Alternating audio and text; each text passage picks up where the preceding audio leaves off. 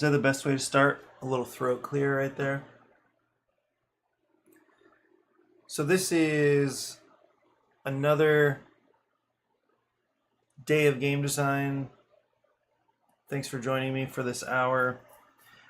A couple details, a couple of little invitations here. One is to play this game, Lexicon. We're having a nice time with it in over in my Discord server. So I did link the server. I think it should be, well, it's definitely connected on Facebook. But anyway, join us on Discord to play along. This is a kind of clever but also difficult game, so I'm not going to play it, but I'll just show you what today's is. So slowly and license. So somehow you need to connect the words slowly and license. There's a 10% connection somehow. So it looks like, I don't know, for me, I usually, it feels like I end up putting in a whole bunch of words, and like some of us are in the 20s and 30s. I think it was Jesse got the shortest. He put in 7 words, and his path was 4 words long. So that's like ridiculously efficient. Whereas, like, what was mine yesterday? I think I was 20 words and a 6-word path. Anyway, feel free to play along and jump in, post your result in the Discord server. Also, this is Jesse's 10-pound block of chocolate that I guess his family had for some reason. I'm not really sure what's going on there. Some more complicated news as I get into working on a mod for South Shore Vibes. I was driving home after a really fun game night last night. Actually, there's a couple things I want to mention here. First of all, the complication is that as I was pulling, thankfully, I reached the intersection to pull up onto my street that connects into Frog Lane, which is where I live. I live on Frog Lane. So just as that was happening, I realized I lost power steering. A bunch of other lights came on. The car was running a little bit rough, but it was still running. So I stopped just after the intersection. I pulled up the street just a little bit, stopped. I was actually, on the wrong side of the street, and I turned my car off, and then I tried to restart it, and it wouldn't start. This is now 11:30. I'll come back to this. It's 11:30. Unfortunately, it's 11:30. I have not been staying up that late. I definitely haven't been, hosting game night that late. Last night was an exception. So anyway, by the way, what I'm doing here is I'm just downloading these sheets related to the game. I'm going to drop them into TTS in a second. Actually, so I pulled over. A couple of neighbors came out, saw that I was having trouble, tried to jump the car with the battery pack thing, and then that didn't work, so the lady brought out her car. Again, 11:30 at night. Amazing neighbors. I want to go back and thank them, because that was really, really helpful, incredible. I don't often have car trouble, and that might be part of the problem, is that it could be that I also don't have great habits around maintenance. But anyway, this was a first. I don't think I ever remember something like this happening. So they jumped the car. I continued up the street until I got to a place where I typically park, and thankfully I'll park without getting a ticket there. So I turned off the car. No. This is what happened, actually. I left it running. I checked one thing I did was check the oil. It was basically dry. So I don't have a lot of knowledge about cars. It's a little sad because I enjoy systems. Obviously, I enjoy game systems, and I'm sure I would enjoy cars. But at this point, what's under the hood is like magic to me. I don't know anything about how those things really operate. So anyway, I left the car running. I checked the oil, it's bone dry. I have extra oil. I ran to my apartment to get a funnel. A couple minutes, got back. My car had shut itself off. So I thought, whoa, I feel like this is a pretty bad sign. So then, anyway, I put the oil in. I tried to start the car, put a couple of quarts in. Tried to start the car. It was doing the click like the battery was dead. So anyway, I started asking Google Gemini about what was going on. By now it's like midnight because I'm just kind of tooling, like figuring out if there's anything I could possibly do to understand what's going on. Google Gemini said, okay, based on your symptoms, it sounds like serpentine belt. And like, okay, I don't know anything about that. So it was midnight. I figured, okay, the car's in a good spot. I'm just gonna go to sleep. No, that's not quite true. I feel like I slept after 1 last night. I don't even remember some of the details, like what took so long. But so this morning I texted my friend Eric. Eric is, I think I can drop it in here. Eric is he was a mechanic before, like an airplane mechanic before he was, or maybe just alongside his church ministry stuff. Eric is our regional president, the conference president.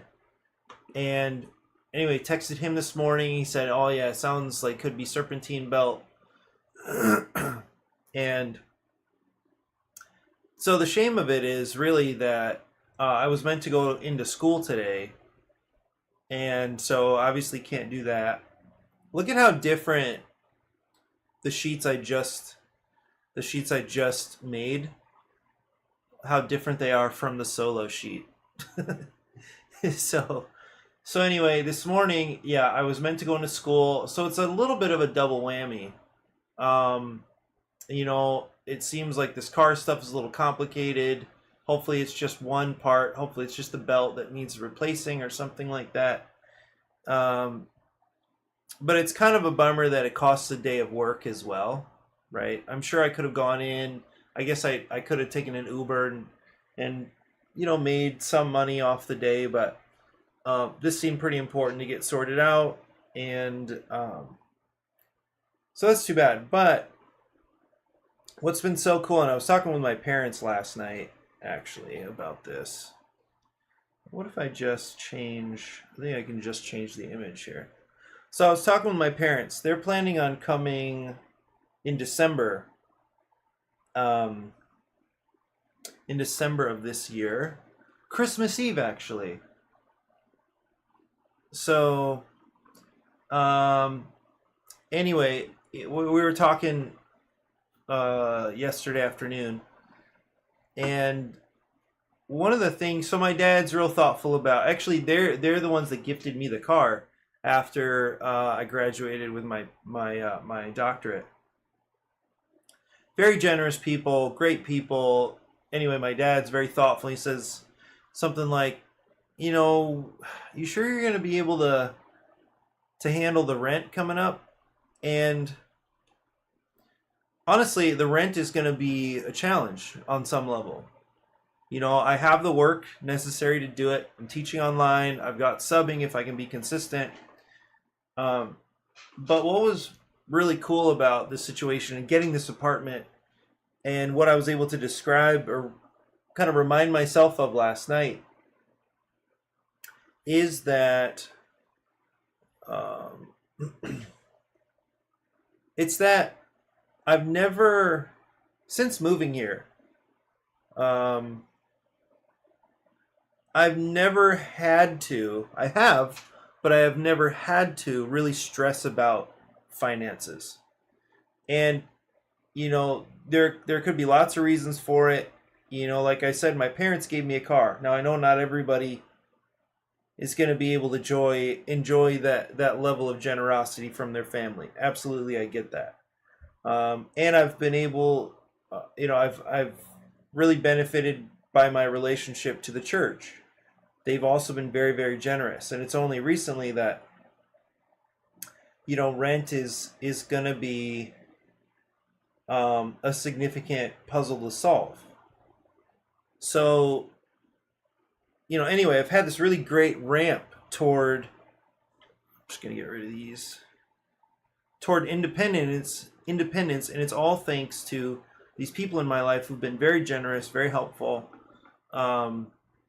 Even through the the uncertainty that is my life and my career. They've just been very helpful. So anyway, now that rent is really, it's going to stretch me, I know I don't have to stress about it. And I was even, I was processing this stuff last night, while I was in the car. And it is a kind of, is it a temptation to pray only in those moments? I mean, I definitely talked to God about my car situation last night. Do I always talk to him about everything? I don't, but anyway, I'm not trying to talk about a track record or have I been being good as a Christian or as a son of God.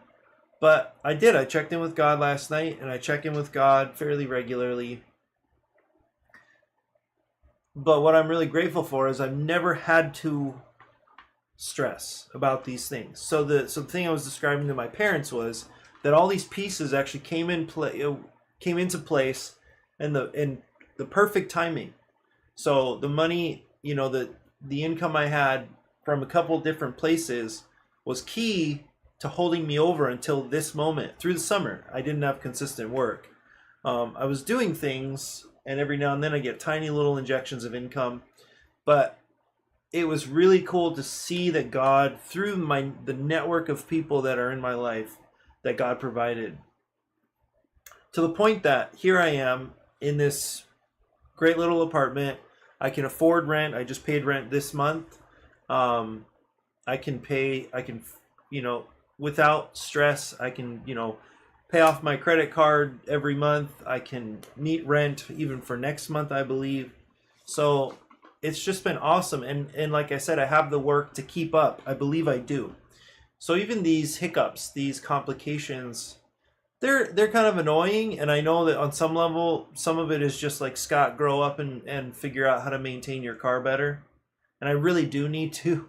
Like, there's just stuff, like I added the oil last night. Like, I've thought of oil a few times, and I thought to check, but it's always at the wrong time, and I'm always kind of missing, like, there's something, I didn't have a rag to wipe off the dipper. Is that what it's called? See, I don't even know. The stick that you check the oil with.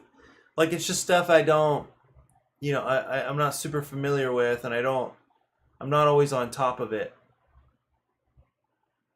But anyway, so some of this I just need to do better, with the resources that have been given to me. No, I need to do that, but I'm also grateful that, I'm confident that God is looking after me, that He organizes my steps, whether or not I know it, or and anyway, we work together. We have a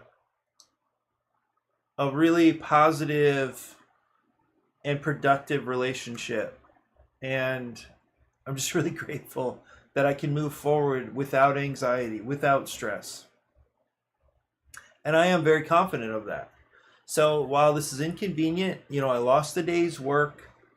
This is going to cost me some money. It's going to complicate, I don't know. There will be some spin-off effects, I'm sure, some ongoing effects.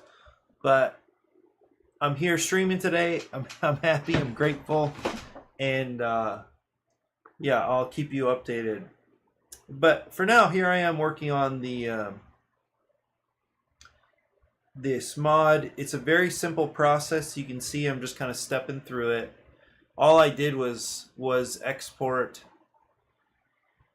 I just exported images from Canva. The images should be pretty high quality, and I'll show you why in just a second. But literally, they're just PNGs. Export them from Canva. Here they are. The reason they should be high quality, it's so that when you zoom in on them, they don't look pixelated. These look pretty good because you can sort of resize them however you want. And if they're high quality images, they'll still pop up and be big. So like this is essentially a player aid, right? So it doesn't need as much space on the table. Somebody can just hover over it, press Alt, and it just blows up.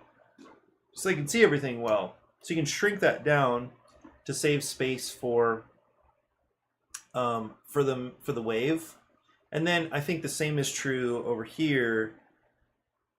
Although I might like to mark. Yeah, I might leave this kind of as it is. How many dice? I think we're doing 10 dice. So we don't need, well, I guess I can just change the color of this one. So let's do red. Let's do red, yellow.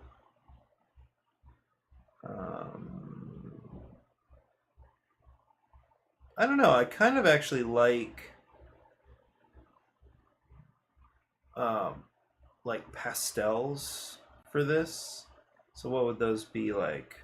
Anyway, it doesn't matter. As long as I differentiate these dice. This is currently, I think it's a 4-player game. So I'm just gonna build these different sets. Oh, I don't really need to do this. This is just slower than it needs to be. So I'll just drop these in, make these a different color. So it really is as simple as especially a game like this, it's very component light. It takes almost no time at all to make a TTS mod for this kind of thing. And this, as it is, it's easily playable, right? Like, you really don't, it doesn't need to be flashy, it doesn't need to be scripted. It's just, this is, we're just ready to rock. So, love that. I think, let's see, for the neutral dice, oh, I do need one more here. These were all sets of 9, which I didn't realize. These locked? They are. What do I do?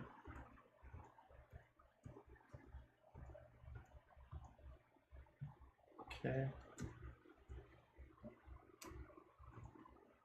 There's a couple nice little things about TTS 2 where you can just clean things up pretty quickly, pretty nicely, right? This is just by hitting the numbers on the keyboard, so you can organize them, you know, into 2 rows or 3 columns or whatever, just by hitting the numbers. I need cubes, so it looks like I'll need,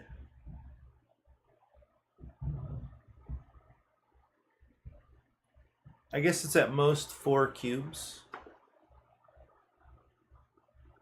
Yeah, it's at most 4 cubes, so I'll just copy these, make a set of green. These are for this player.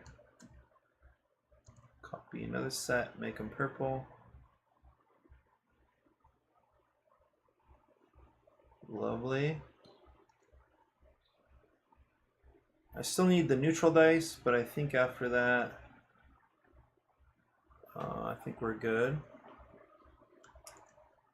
So one reason I need to make sure that this stuff is ready to go is that I'm testing. I was able to join playtesting with our online group on Sunday, and apparently it was my turn. They have an interesting system where there's like a lineup, and if the person whose actual turn it is doesn't show up, then it just goes on to the next person. So like the 4 people ahead of me or 3 people ahead of me didn't show up, so it was to me, and I just didn't. I didn't realize that. Let me see where the hands are, because I think what I want to do is these. I think I'm gonna change the colors here.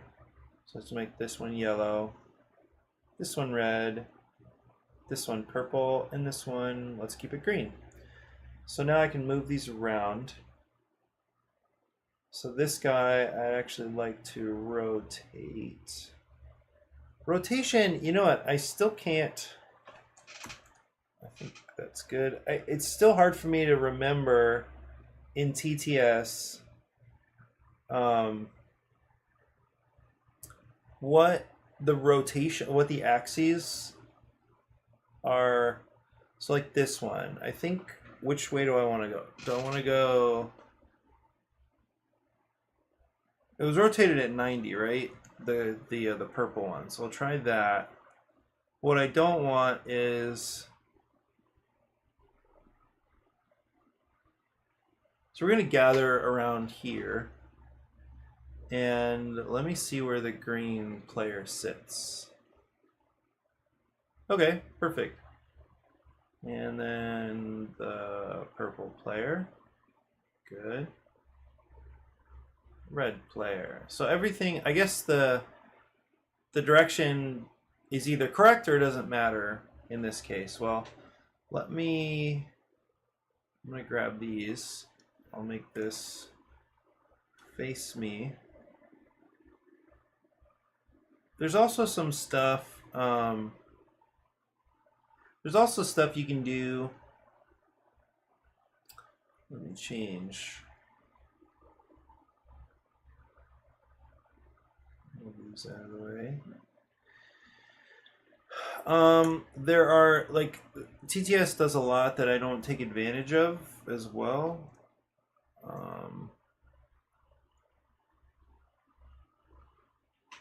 Like, there are these like zones that you can use that just like automatically organize things. I just don't tend to use them. I guess I did. I made a mod for one of the games I play tested. I think it was last month. And in that case, I had the mod use this zone stuff. Let me switch colors. It just seems a little easier because it does a nice job reorienting things to where the player is sitting, so that's cool. So I don't have to do the rotations and stuff. Okay, now I'll switch back to just being like the game master. I'm gonna save this for now, and then I'll have a few other things to do. South Shore Vibes multiplayer, right?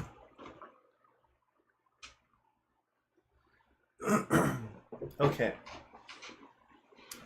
So that is almost complete as... Oh, I think I need one more. I'll just copy one of these. Just drop them in. Actually, I'll just drop them here.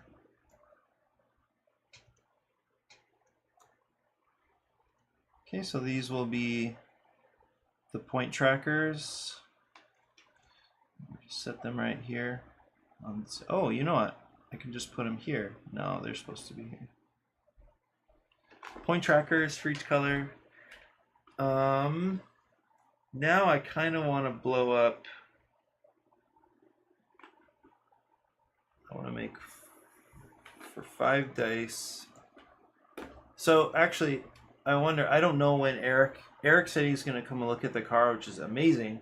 I just don't know when that's going to happen. So I'm kind of half paying attention. I should be paying attention to when he shows up. So these neutral dice, I think I'm going to make those white dice. That gray. I'm gonna make them gray. Okay, it's not pretty, but functional. Functional over fancy, right? So I can move these down, and now I can blow this up a little more.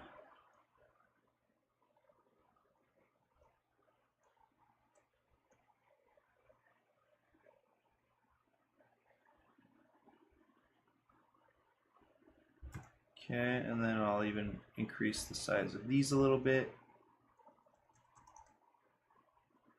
Okay, they're just gonna sit over here. And I'll leave the other cubes small. They're just gonna sit on this upgrade sheet. Maybe I should call it that. But here it is. Here is, I guess I can make this bigger now too.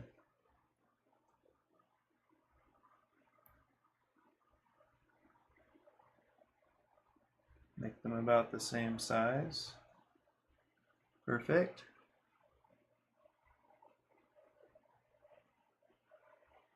I'll lock them too.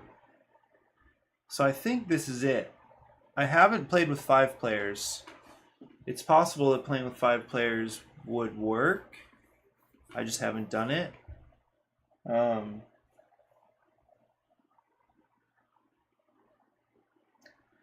So I guess it does seem a little bit sad that players won't have their dice. Oh, I need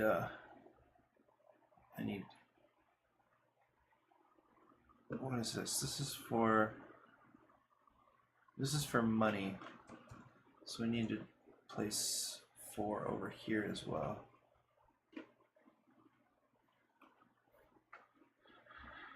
Save this again. Overwrite, and then if to make this public, this is the little. Actually, let me do a couple things first. I did not mean to do that. So,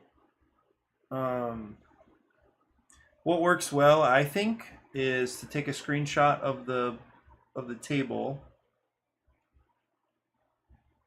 just like this, and then I can actually upload this to the Steam, my personal Steam workshop. And the reason I might do that is that I can link to it for playtesting, that kind of thing.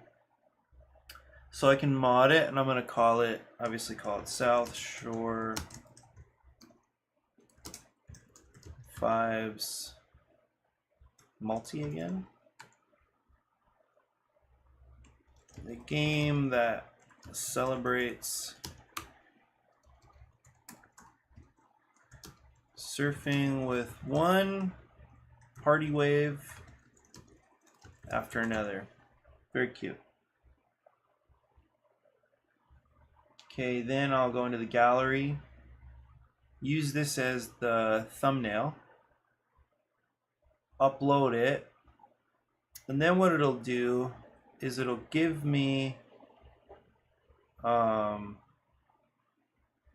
did that not stick? So it'll give me this code. Why does it do that? There's something about flex table. Okay, hang on, Eric's calling. Yo, Eric. Is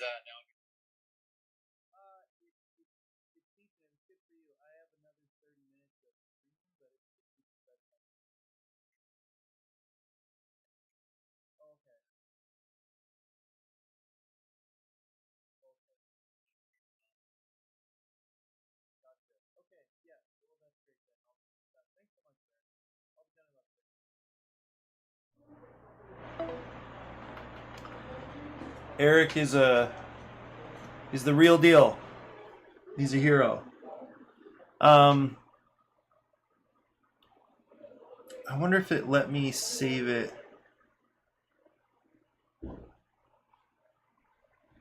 It's so funny. Because like I'm using this specific table, and I don't know if I need to. I can't change it there.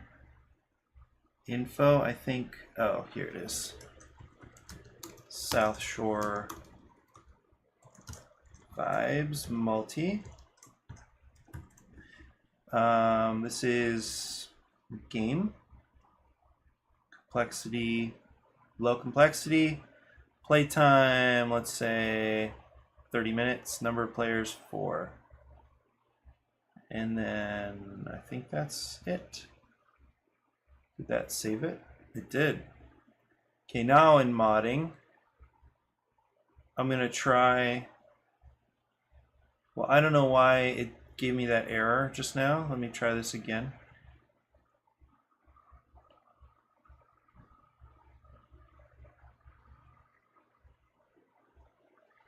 Let me try to update.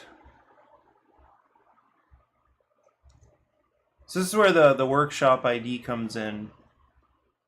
That was weird. I don't know why it's saying there's no image.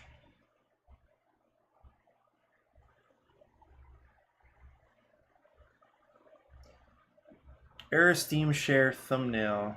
I don't know why it's doing that. Anyway, a habit of mine is to leave the workshop. What's going on there?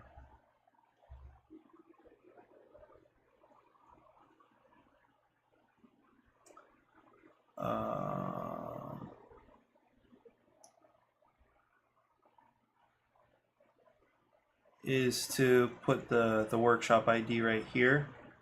I don't know how other people store theirs, but it seems like a nice thing just to keep track of the the note like that.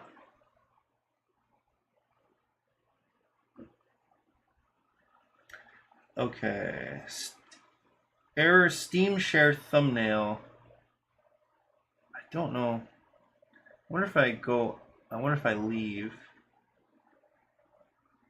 and come back in. I wonder if that helps. Okay, now let me copy this.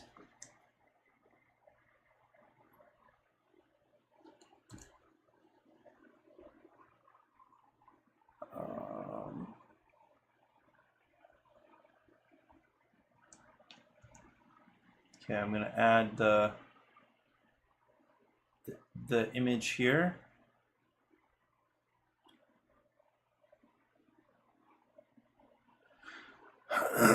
Okay, I'm going to go into Steam. And let's see. Steam Workshop. Actually, no, I should just go to my own profile, I think. Yeah, my profile. Oh no, that did say your games. So let's see, workshop items. Okay, so it's here. With the appropriate name and everything. So somebody could, yeah, I guess I don't need 2 of these. What's going on here?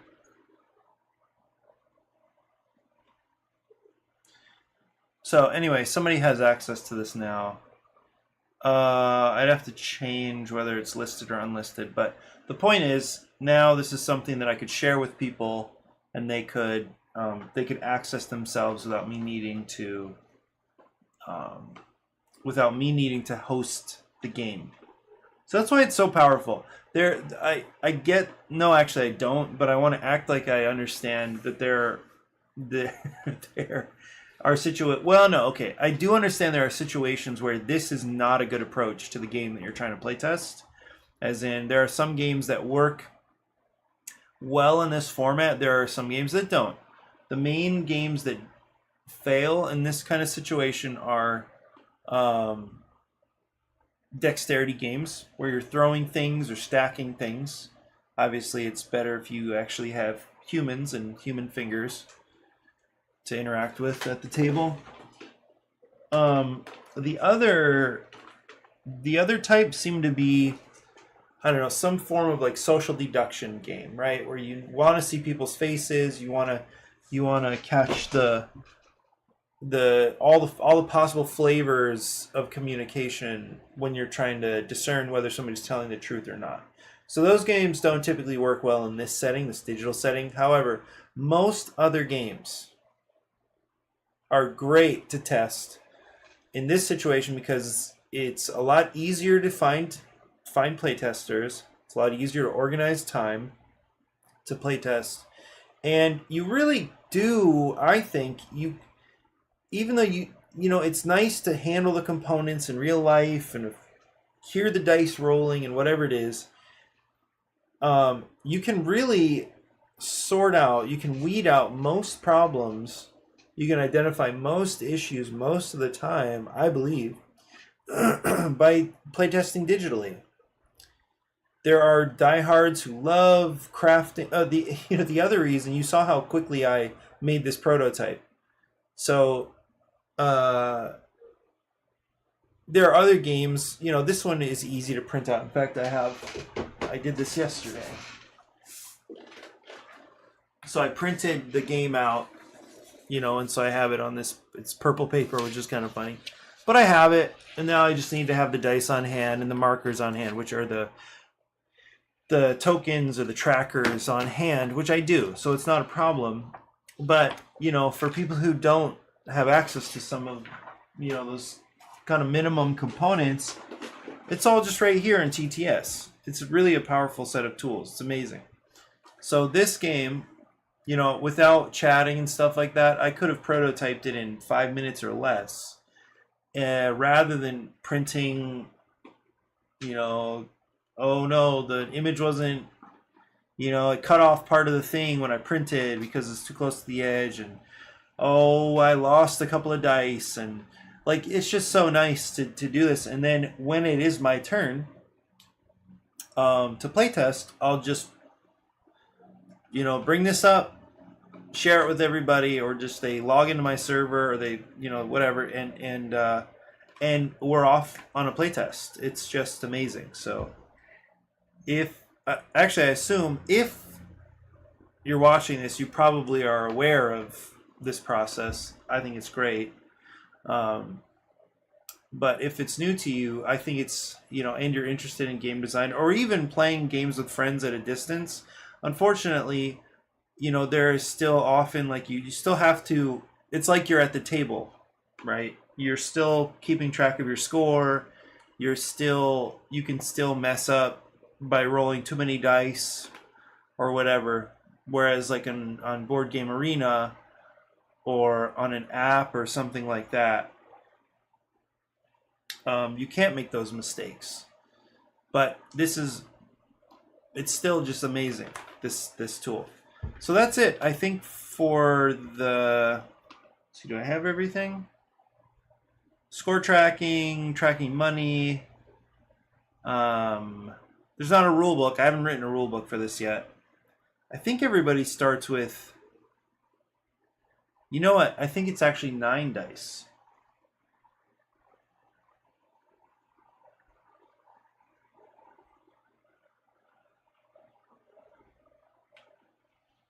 Yeah, let's see how this looks. So we'll just do top down. So we just stack the dice just like that. That should be plenty, right? Anyway, good stuff. Okay, I think I need to do that.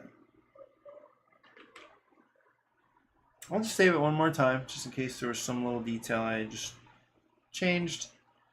Okay. Just one more update.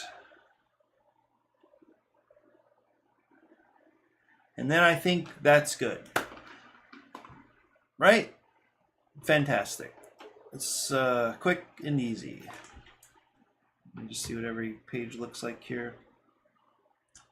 So I don't remember if I really spent time talking through the upgrades. because I think I worked on them probably after stream sometime. But this is the set of upgrades I've brainstormed for now. I think what I still have a difficult time sorting out is the values. Like, what is the relative value of this bonus, this benefit? That's kind of hard for me to actually calculate, so I just did some intuitive calculations. So, of course, what I mean is, how much should something cost? It should cost something. Its cost should be related to how powerful the benefit is, right? So, so I'll talk through a couple of these, and then I will shift over to Sugar Shack. Oh wait, no, yeah. So actually, we will have 10 dice. So I left in the bonus of adding a die. I took it off of the track that was related to stamina. I just made it an upgrade. You can see that on the right side of the screen, the right side of the sheet. It's just like gear. It's just random stuff that you might buy for your board. And so it's just like a flashy rash guard, some wax, and a leash. I just, I associated them very loosely with upgrades I thought could make sense. Somebody might actually want to buy. So on the far right, you see the flashy rash guard gives you 1 extra point for each skill that you would earn, because you just look so good doing it. The judges are like, wow, that's amazing. There are no judges in this game, but you look good. You look great on the wave, so we're going to give you some extra points for that skill. Wax reduces the cost of maneuverability. So usually it costs 2 to move an extra space to the side, and 5 to move an extra space straight down. I want to say this is probably overpowered, because moving straight down is such a big deal that 3 is probably too cheap for that. That's my guess, but we'll find out. And then there's just gaining an extra die, so that, for every round, I'll show you. On the left side of your screen, you see for every round there's the starting amount of dice. So if you got that in the first round, you would start with 5 dice rather than 4 dice. So 10 dice are necessary because of that upgrade. Okay, so that's the gear. Then there are the boards, and the boards offer, I think, really powerful benefits. So for the first one, it's the cheapest, and the other thing here is that for the gear, 1 player can buy all of the gear, but 1 player can only buy 1 surfboard. So you're going to choose which board you want for that particular game. Okay, so placement on the wave is important, but if somebody else has a bunch of points that they're willing to spend, they can maneuver in and around you. So this is more of, I would say, this is more related to a strategy of preserving points and being willing to take worse placements and aim for skills more than the points at the bottom of the wave. So, for instance, here are the skills at the top. You'd be more willing, you're more interested in putting yourself in a good position, but not really fighting over it using points, right? So you just kind of want to be in a good spot, and you're not trying to spend a lot. Okay, so that's cheap because it's not as powerful as getting dice back. So the next board over, you can buy back dice between waves, and this reduces the cost of buying back dice. So that's great. It costs points. It's cheaper. Usually it costs, if you look on the bottom right, it costs 4 points to bring a dice back into your pool, a die back into your pool. But here it makes it cheaper to do that. But you're still spending points to get dice back, which will get you more points. Then there's this 8 cost board, and all it does is reduce the number of dice. So you normally have to exhaust 2 dice for every next wave you take. So you finish a wave, then you exhaust 2 dice, and you have the choice of going back. Well, by exhausting 1 die for free, you're likely to be able to take more waves. So, and it's free. So you get to keep 1 extra die. You don't have to buy a die back. So it's effectively similar, except this one is free. So it should cost more. And then finally, this next board gives you the maneuverability of wax, but it adds an extra space you can maneuver to. So that's why it's that huge like honeycomb mess. Normally you can only move at an angle or straight down. But this board adds more maneuverability. See, it's a short board. It can get you more places. And it also gives you the cost reduction of wax. So I think it's a pretty big deal. But that's really about maneuverability and skills, right? So you can get more places and for cheaper, but you're not going to be getting dice back very easily. It's still going to cost you to get your dice back. So anyway, I think those upgrades should be fine. What I don't know about is the costs. So that will be borne out. Whether that's working or not, we'll need playtesting. That's it. Anyway, I'm really happy with how this game has progressed over the summer. It was essential to playtest in real life, IRL. I think that was really important. And in fact, I had goals of pitching this to Stonemaier Games. I thought I was going to be able to make it a bigger experience. But I think I find that it's just so much easier for me to make smaller experiences. But anyway, he I tagged him in my original post for this game, and he said, "Well, how's playtesting going?" And I said, "Well, I'll be playtesting over the summer." So anyway, that has happened, and the game has evolved, right? Let me see if I can show you actually. It evolved from, let me go to older designs.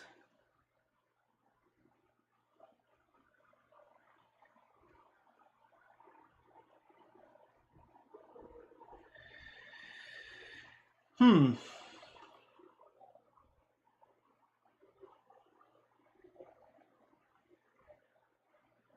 wonder if I renamed it. Here it is. Here it is. So this is the oldest. So I had all these different type of waves, and they were going to change every season and stuff. But similar, there were some similar ideas. Let me go to the next one. I was starting to have like a concept for some of the artwork. And this is, I think, when I brought in Kenna and Uncle Wallace. And I was starting to stack dice. Rerolls. So some of the DNA was here from the beginning. But you can see that I think it's matured quite a bit. And some of that is just because of the observations of some of my designer friends this summer. It's just great. It's great to get the feedback. Anyway, where is it? It's this one. So this is its current form. I'm just excited about it. I think it actually works. I think some of the ideas are pretty cool. So anyway, that's it for South Shore Vibes.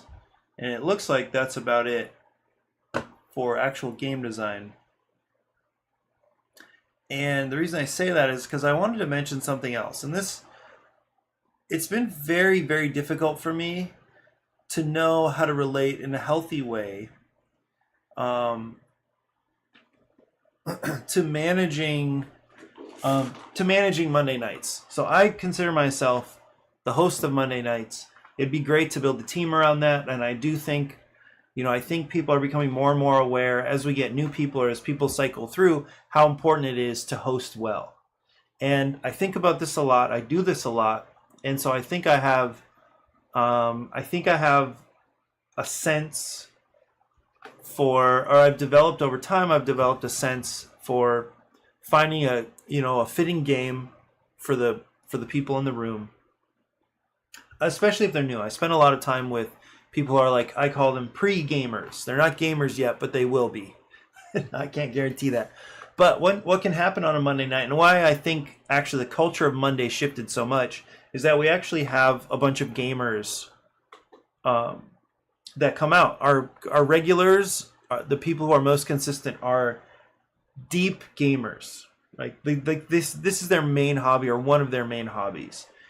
And in other words, if they're doing something with their free time, it's probably related to games or culture around games. Maybe it's video games, maybe it's the intellectual properties that games are made of. Maybe it's like there could be, of course we get like a lot of anime fans and stuff like that too, but mostly we have very experienced gamers. And then we get these people in their field or their hobby. It's easy to lose track of what it was like to begin, what it was like when you first started, right? And I feel like I see this regularly, and I can still do it myself, but I feel like I push myself so much to be sensitive to the experience level and the interest level of people at the table that hopefully I do it less often. But even like last night, example, so when I realized, or like I've taught a lot of, like I said, I spend a lot of time with non-gamers or pre-gamers. And I'll teach a game like Sushi Go. And it's almost an insult to say that Sushi Go is a complicated game, right? For people who already understand what card drafting, closed card drafting is, or pick and pass games, people who already understand that, they look at Sushi Go and they say, Sushi Go is a kid's game, right? Additionally, if you're used to set collection, if you're used to caring about the idea that there are a bunch of different ways to collect things, and the things that you collect have different requirements and different levels of payout for the collection or the type of collection. If you're used to that idea, right, it's no big deal. It's Sushi Go is a kid's game. However, if you're new to this concept, and I play games with people who have never played any type of game other than one where the cards you have in your hand are your cards, right? Maybe they've played Uno, maybe they've played spades or hearts, or they played rook or something like that. They've only ever played games where the cards in your hand are your cards, poker, whatever it is. Now suddenly you're telling them that those are not your cards, those are the community's cards, and you get to pick one of them and then pass the rest of them. This is a groundbreaking, earth-shattering idea to some people. Like, wait, what? These look like really great cards. I mean, based on what you said about, how to collect them. These look like really good cards. Aren't these my cards? No, they're not your cards. You get to make the difficult decision of picking one of those. And you hope that the cards that are coming around the table toward you are going to give you more of what you want. Okay, but anyway, so first of all, to get somebody past that mental block of like, oh, I thought these were my cards. No. Then, in Sushi Go, if you're not used to set collection, and then you start listing all of the different types of sushi or other implements in the game Sushi Go, there are at least like 6 in the base game or something like that. I'll try to list a few of them, because there's sashimi, maki rolls, different types of nigiri, chopsticks, pudding, dumplings. So I'm at 6 already, and I feel like I'm missing one. But now what you're asking players to do is remember 6 different things. 6 different effects, behaviors, 6 different things to care about. You're asking them to suddenly memorize all of these things. So for a new player who's like used to skip, or go fish, right? They're just used to doing those little, okay, go fish means grab a card or whatever. Or, draw 2, or let me roll the dice. Oh, let me re-roll the dice. Or, oh, I have 3 cards in a row. Cool. I'm out. If that's what a player is used to, absorbing a rule set that includes 6 different types of cards with 6 completely different sets of rules, that's a lot. That's a lot. So that's what I'm saying. Sushi Go is a complicated game for people who have not played any modern games. It's complicated. I've taught it a bunch. I see the eyes glaze over. So what I'm saying for Monday nights, and why sometimes I have to really just like stop myself and just say, like, people are free. They are adults here. Like, I don't need to micromanage their experience. I've had to become very, very careful with that. And what I recognize is because Monday nights mean so much to me, and people coming and having a nice time, that means so much to me. Actually, people returning means so much to me. It means too much to me. That's what I realized. This is too much. I'm too attached to people coming and coming back. That was the main motivation I had for trying to facilitate and micromanage a positive experience. Now I have to hold myself back. However, last night there were 2 cases. This is not a rebuke, but there were 2 cases last night where somebody sat down to a game. They didn't fully know what they were getting into. And then in one case, partway through the game, when they got an update from the person who facilitated the game, who, by the way, I love, very sweet, very capable teacher, a great person to be around. That's why I'm not calling anybody out here. The person gave a time update to somebody else who was standing nearby. The one who was sitting down learning the game and is a pretty new gamer just had shock on her face, disbelief. What? This is going to be another hour? She didn't know. And after I asked her, hey, would you be interested in ever playing that game again? She shook her head no. The reason is because she wasn't ready to play that game. Most of us in the room, I think, were aware of that, but we let it happen. And so that's where I want to say, okay, she could have, and I pulled her aside and said, it's really important to me on a Monday night that you never feel trapped in a game. If you think this is not a good fit, everybody will understand if you unplug. So that's me getting into micromanaging mode again. But it was obvious to me that this person was not a good fit for that game. Eventually she would be. Everybody in that space is totally capable of playing that game, but not everybody in that space is ready to play that game. I'll tell you, as Sidereal Confluence, I was scared of that game for like a couple of years. Because it's so big, because it's all about trading and negotiating. And I wanted very little to do with any of that kind of stuff. I typically don't like negotiation games. I know that about myself. Right? I've warmed up to a couple, but I typically don't like them. I don't like feeling like somebody's getting a better deal and I'm not understanding the whole context here and somebody's taking advantage of me and they're being smug about it, and it just doesn't feel good to me.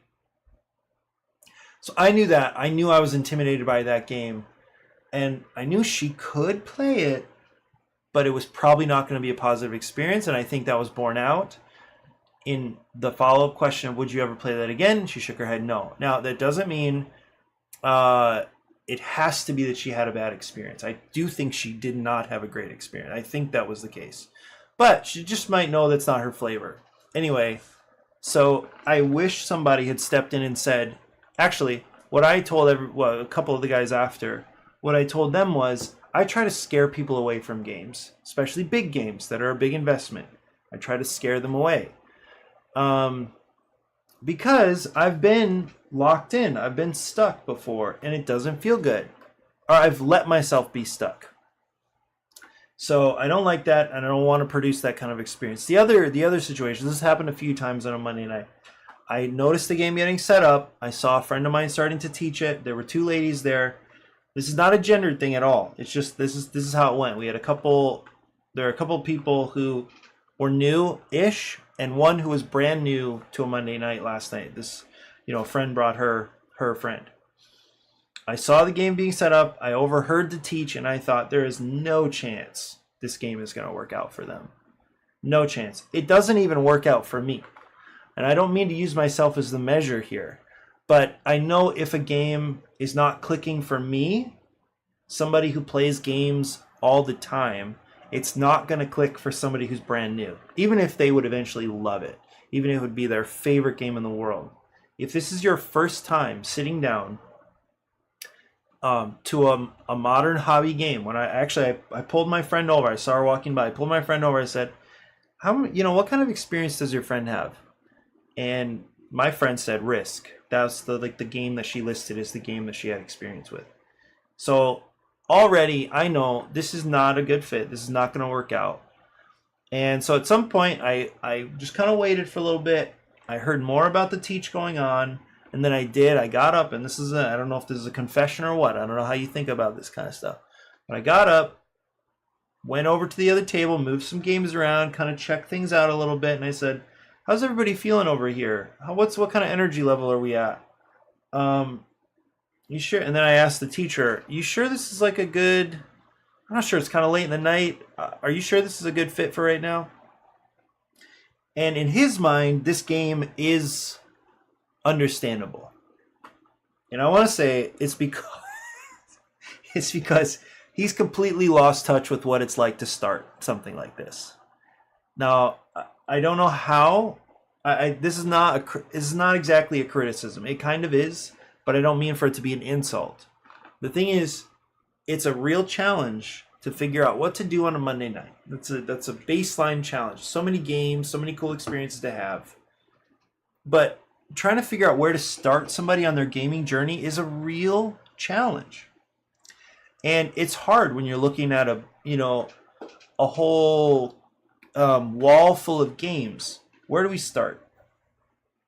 So in my mind, because I do this so much, I have some go-to games that I start with that I know I can teach well, and that I know somebody can start feeling good about their turns in sooner than later, right? I want somebody feeling good about their turns within a few minutes of starting the game. Now, it's not going to be possible for everybody all the time, but certainly by halfway through the game, you want somebody starting to make decisions with some level of confidence, right? Like, I'm getting it. Oh, that was kind of cool. That was nice. Oh, I caught what that person was doing, and so I reacted in this way, and that was the right call, right? That was right, wasn't it? And so they're kind of becoming more aware of the situation in that way. Okay, so anyway, so I stepped in, I suggested they transition away from that game and try something else. Now, at the end of the night, I don't know if the game they picked after that was the best fit, but I know it's a much better fit for somebody who's early into gaming. Anyway, I want to encourage all of us, whenever it comes to teaching people, and this honestly, even though, it could be that classroom teaching is not my favorite thing, or, I like teaching, but I wouldn't want to do it constantly, like every day, all the time. It is true that teaching is a passion of mine. That is to say that facilitating somebody through exposure to new ideas or new experiences is one of my absolute favorite things to do. Trying to build a situation where somebody has a positive experience in trying something new or learning something new is a passion of mine. I think it's awesome. It presents really, really cool problems and challenges. Because who are we? Like, we're comfortable. A lot of people, they're just not super into trying new things. They just like to stay in that lane that they've picked for themselves, that they've carved out for years and years. And why would I try? Why would I deviate? Why would I go this way or that way? Well, for me, this passion of mine in teaching is concurrent with the passion I have for play. And I love what games offer. So it's been this cool marriage, right? And I feel like I've really enjoyed digging in and trying to understand this aspect of how do you onboard somebody new? how do you welcome somebody into this community, into this culture, into this hobby of gaming?